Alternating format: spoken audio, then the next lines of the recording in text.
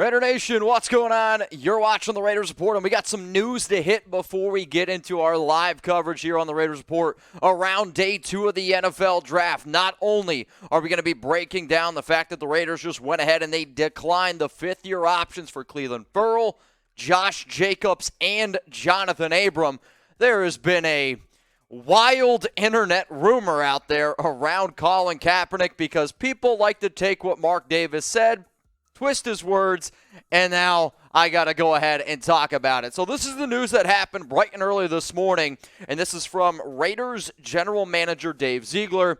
With the May 2nd deadline approaching, the Raiders have decided not to pick up the fifth-year options on Clelin Ferrell, Josh Jacobs, and Johnathan Abram. We look forward to working with all three players, and we will evaluate each situation individually moving forward. So the way that I'm going to talk about each of these players is in the order that they were drafted back in 2019. When I go back and I look at the 2019 draft, I mean, the first round was just, it's a black eye. There's no doubt the way you can look at it here. Clelin Ferrell drafted number 4 overall out of Clemson. I had Ferrell as a round 1 prospect. However, I thought he was somebody that you look to target at the end of round 1, beginning of round 2. He's just never been quite the best fit with the silver and black. And when you consider the fact that last year probably was coming off his worst year with the Raiders, 14 tackles, 1.5 sacks, 1 tackle for loss, I am curious what the new defense led by Patrick Graham is going to look like for Ferrell. I'm hoping that they put him back on the inside at DT a little bit because back in 2020, that's where he had the most production. So let's go to the next player here. And this is the one that I was probably the only person that I saw that said that the Raiders weren't going to decline Josh Jacobs' fifth-year option. There were a lot of people out there that thought that they were going to go ahead and exercise it because we know Jacobs is a hell of a running back. He is extremely talented. When fully healthy, I would put him up in that top 7 category. The issue is this. Jacobs has never shown me that you can rely on him every single game. And sure, running back is a difficult position. Coming off a year where he had 217 carries, the yards per carry is a little bit low, not because of Jacobs, but because of the interior offensive line by the Raiders last season did not hold up. It's just the New England Patriots, when you go back and look at a lot of those regimes led by McDaniels, they don't pay running backs. So I am not surprised whatsoever that the Raiders went ahead and they declined Josh Jacobs' fifth-year option. That does not mean that they won't bring back Jacobs next year. They just won't bring him back on the fifth-year option. You could see them potentially extend him at the end of the season or give him a brand new deal. Johnathan Abram. This is another one. Not surprised at all. Sure, Abram's coming off the season where he had 116 tackles, 5 tackles for loss, but Abram is the prime example that tackles do not tell the entire story. He's arguably the worst coverage player in the National Football League for somebody who's played the amount of snaps that he did. The Raiders were a better defense last season once Abram wasn't in the game, and it's simply because he's a liability in coverage. Do I think that the Raiders are going to use Abram this year? Of course I do. It's just he was never going to be worth the first-round pick. I like the energy. I love that he brings the hit-stick mentality, but in today's NFL, if you can't cover, you're just not going to be on many teams. So here were the fifth-year options, and essentially, if the Raiders would have gone ahead and they would have picked it up, you would have owed Clelin Ferrell $11.5 million, Josh Jacobs $8.03 million, and then Johnathan Abram $7.9 million. So looking at all those numbers, let me know down in the comments section right now, y'all. What is your one-word reaction to the news? My one-word reaction is predicted. And we do a lot of homework here at Chat Sports. I know I put out a lot of videos, and we talked about this at lengths. I knew there was a 0 just win babies chance of Ferrell and Abram. A few weeks ago, said that I would go ahead and give it a 3 just win babies, that the Raiders weren't going to go ahead and extend Josh Jacobs. So my one-word reaction to the news is predictive. So the fact that the Raiders aren't going to be extending that option for Clee, this is currently what the Raiders are looking at the defensive end spot. You got Max long-term, Chandler Jones long-term. I am curious what Malcolm Kuntz is going to look like this season, but Clelin Ferrell, you only got 1 year left of him, and he's going to be making about $10 million.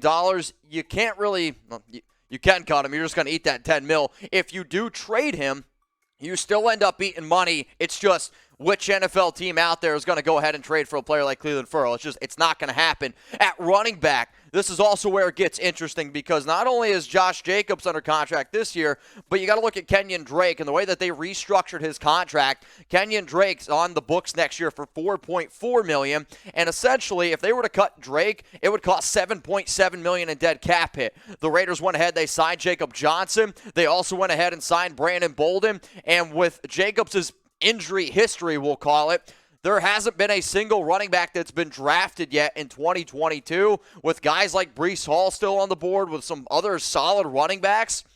I didn't think this might happen. Maybe I might owe Kenny a shout out, but the Raiders could definitely look at taking a running back. I wouldn't do it in round 3, but potentially round 4, round 5 with some of these guys slipping down. Let's now go look at the safety position here with Abram. I said it a few days ago that I could see Deron Harmon, who the Raiders signed in free agency, getting more snaps, getting more playing time than Abram because he knows McDaniels a lot better. He's worked in defenses before, and he's just overall a better coverage player, and he's going to be a better fit with Patrick Graham. So going back, you look at that 2019 draft, no fifth-year options there, which, yes, it sucks, but it's a good thing. It's a good move for the Raiders, and hopefully this 2022 draft's better than 2020, 2021, and, well, 2019, those first-rounders. All right, y'all, we are going to be live here on the Raiders Report for more NFL draft coverage. I'm excited. My team and I, we've been working our freaking tails off, providing a whole bunch of videos. We didn't leave until about 2 a.m. last night, but you know what? We got up bright and early this morning. We're ready to kill it again today. So if you're a diehard Raider fan, if you want to know the picks before they happen on television,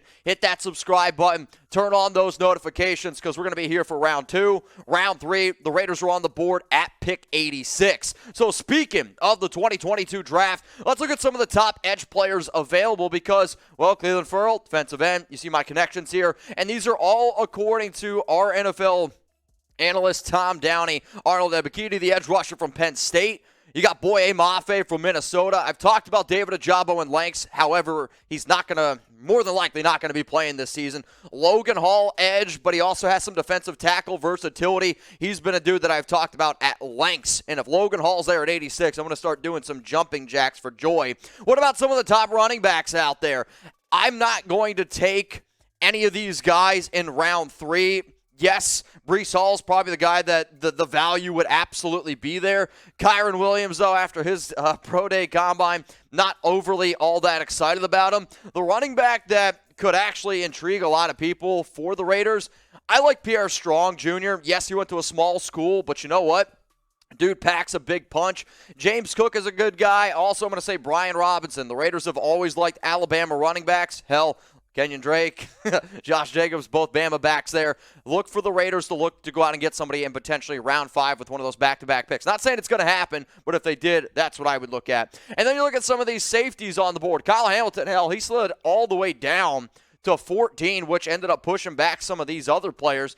Jalen Petrie, Jaquan Brisker, Nick Cross. I took Nick Cross in a recent mock draft. The one safety that I could see the Raiders, not today necessarily grabbing, but maybe in round 4, JT Woods, the other safety from Baylor, who they went ahead and they met with. All right, y'all, so who do you guys think? Look into your crystal ball real quick here.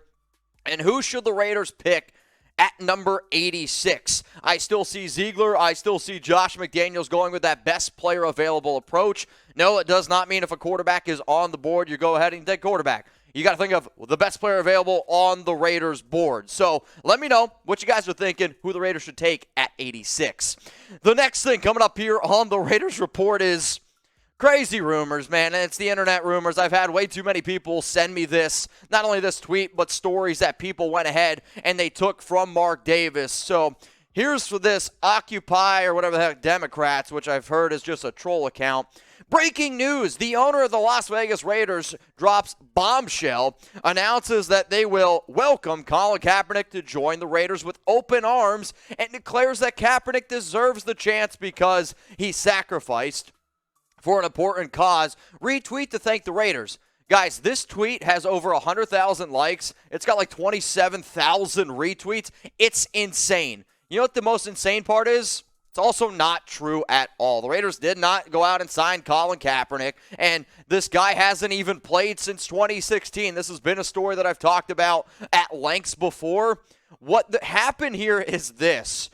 People like USA Today, all these sources out there, they took what Mark Davis said and they twisted it. What Mark Davis said was, if my general manager, Dave Ziegler, if my head coach, Josh McDaniels, believes that Colin Kaepernick is good enough to play on our football team, then I'm going to welcome him with open arms.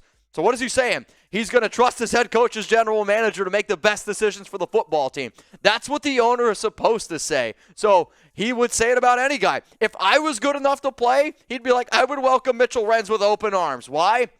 Because I would be able to help out the football team. So don't take what he said out of context. Colin Kaepernick is not on the Raiders, and nor would it make any sense whatsoever to sign Kaepernick. He wouldn't fit the offense, and it would just bring extra drama to the Raiders, which, after last season, we do not need extra drama. So I'm going to go ahead and type my end for no, but this show, I wore the t-shirt for a reason. We are stronger together, and this show is about the interaction of the nation. So should the Raiders go out and sign Colin Kaepernick, you can go ahead and type your Y for yes, or you can type your N for no. I'm going to see the rest of y'all a little bit later on today. It's going to be Jeremy Chugs and I, live on the Raiders Report, breaking down day 2, round 2, round 3. Will the Raiders go ahead and they trade up? It remains to be seen, but I do know this. They are on the clock at pick number 86 in this year's draft, and I can't wait